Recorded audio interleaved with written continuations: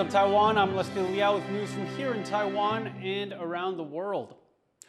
China says it will counter U.S. President Donald Trump's tariffs with its own import fees on a range of U.S. products. China's finance ministry says tariffs of 15% will take effect on February 10th on U.S. coal and liquefied natural gas.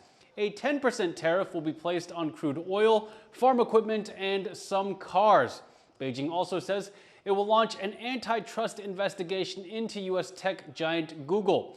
It made the announcements on Tuesday, just after Trump's additional 10% tariffs on Chinese goods came into effect.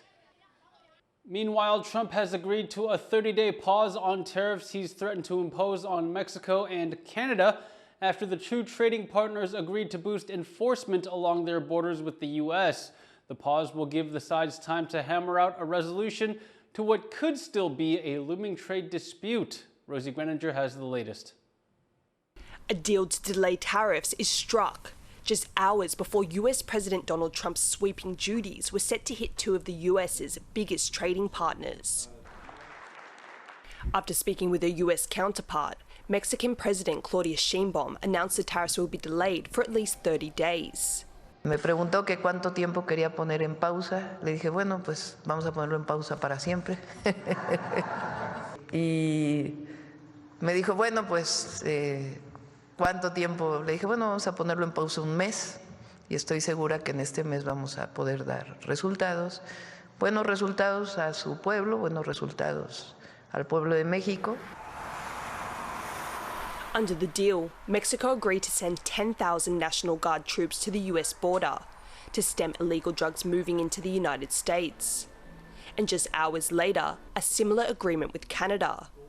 Prime Minister Justin Trudeau took to social media to say his country would implement a $1.3 billion plan to reinforce the border and appoint a new czar to combat the import of fentanyl.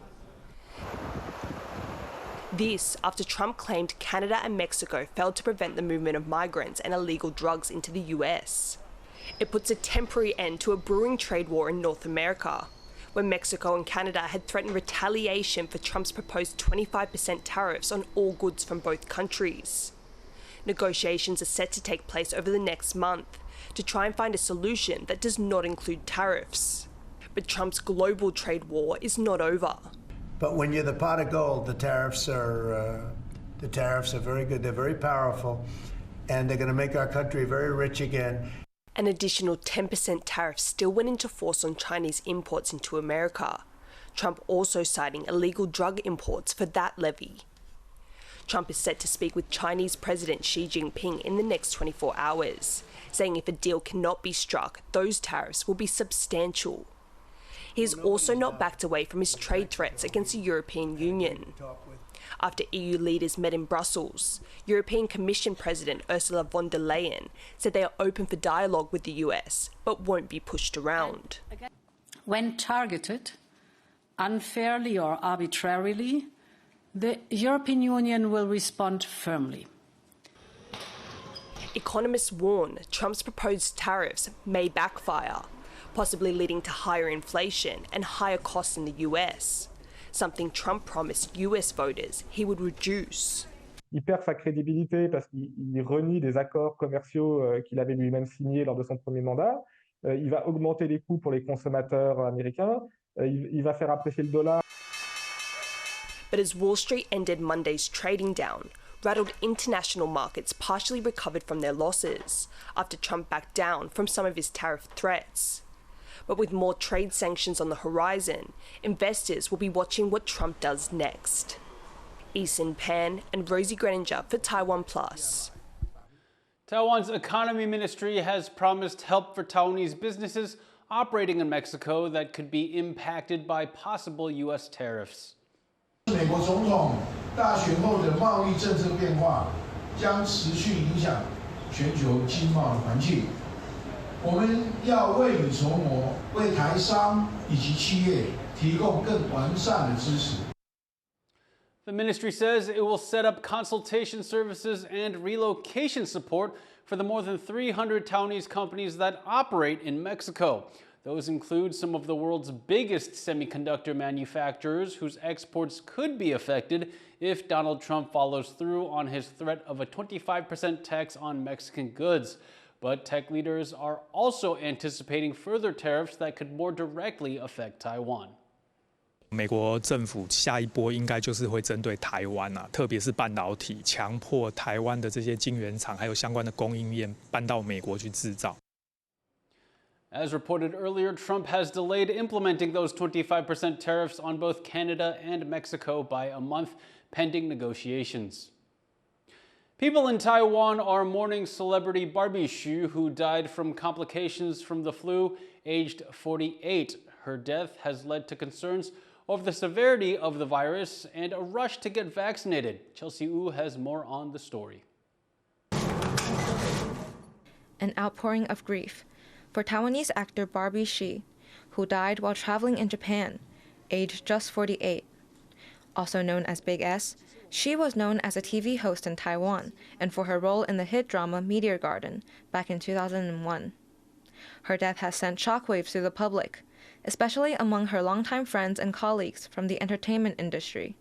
心里面也是觉得很难过，很年轻，天妒红颜，10几年的同事，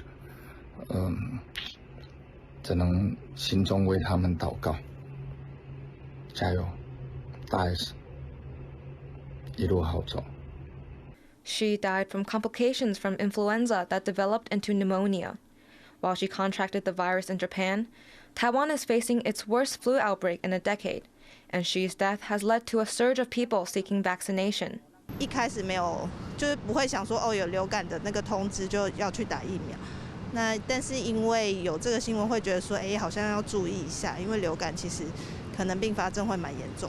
我孙女就跟我讲说，妈妈这个是阿嬷这个是大新闻呢，然后大家要小心呐。然后她跟我说她有打针。早上我才知道有艺人因为这样，然后所以就过世，所以我想就尽快来施打。Taiwan's Centers for Disease Control held an emergency press conference to address the flu outbreak, which has affected not just Asia, but also Europe and the Americas.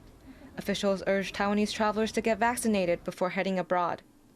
While the public has taken Xi's death from the flu seriously, not everyone can get government-funded flu vaccines. Many clinics have already run out, with only about 200,000 doses remaining nationwide. 疫苗的部分，每年流感是10月开始施打这样子啊，其实到2月、3月已经是施打的尾巴了这样子啊，所以疫苗大概也已经打得几乎都打得差不多了。Barbie Xi's death is a painful reminder of the flu's potential danger. And with flu cases on the rise and vaccine supplies running low, the Taiwanese public will have to act quickly to protect themselves from the outbreak. Ryan Wu and Chelsea Wu for TaiwanPlus.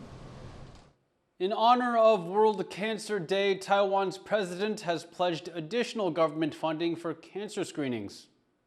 今年呢，我们增加了40亿元的公务预算，让癌症的筛检预算达到60亿元以上。Starting next year, Taiwan's public cancer screening program will add stomach cancer to the existing 5 screening services, estimated to benefit nearly 2 million people. Health officials stress the importance of early detection and treatment to reduce cancer mortality rates. The disease has remained Taiwan's top killer for over 40 years. Researchers in South Korea are working on a robotic exoskeleton that may give people with paraplegia a new way to move through life. Chris Gorin has more. Kim Sung-hwan is a researcher of robotics in South Korea. And as a person with paraplegia, he could be said to have particular skin in the game in his field of study. After years of work, he and his team may have reached a new breakthrough.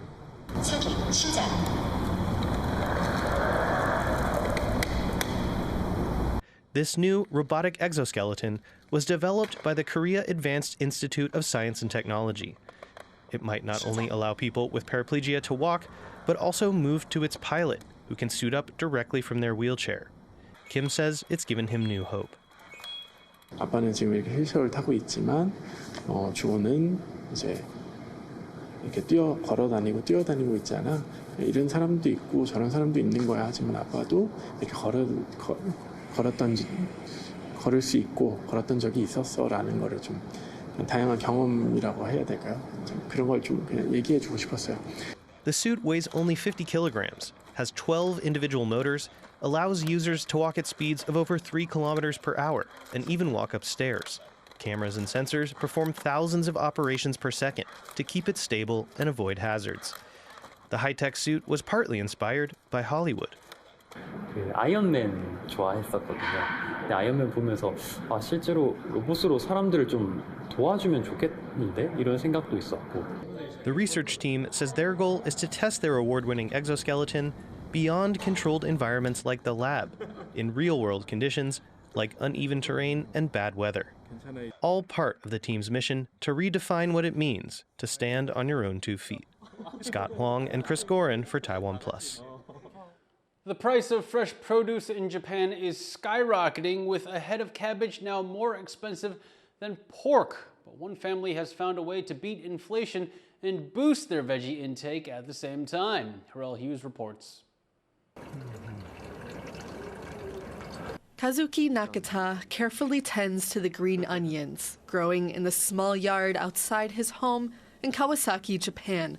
What started as a hobby during the COVID-19 pandemic has now grown to 47 types of vegetables, thriving in bottles, cans, even the basket of his bicycle.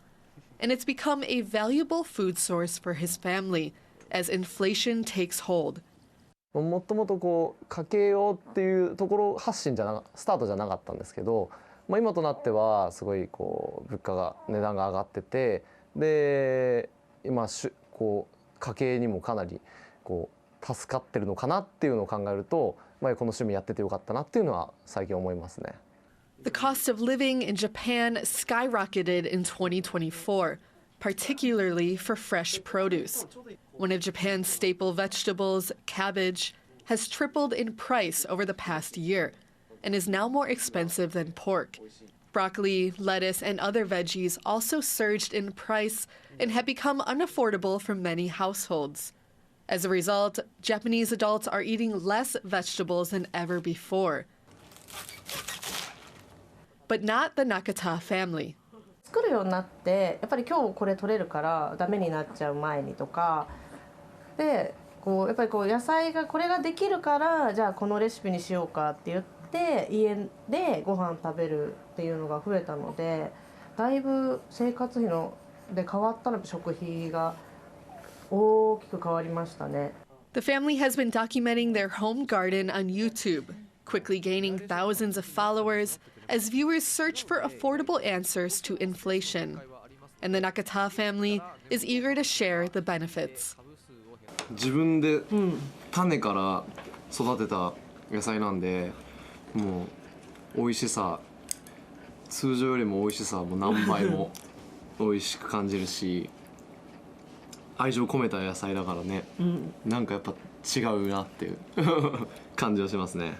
The Nakata's success in home gardening is inspiring others to follow suit, to combat the rising cost of veggies and close the gap between the garden and the plate. Scott Huang and Harrell Hughes for TaiwanPlus. Thank you for watching What's Up Taiwan. You can visit the TaiwanPlus website or follow our social media for more stories from Taiwan and around the world. Finally, we leave you with images of contemporary African artwork on display at an art fair in Morocco. I'm Leslie Liao. Take care and see you next time.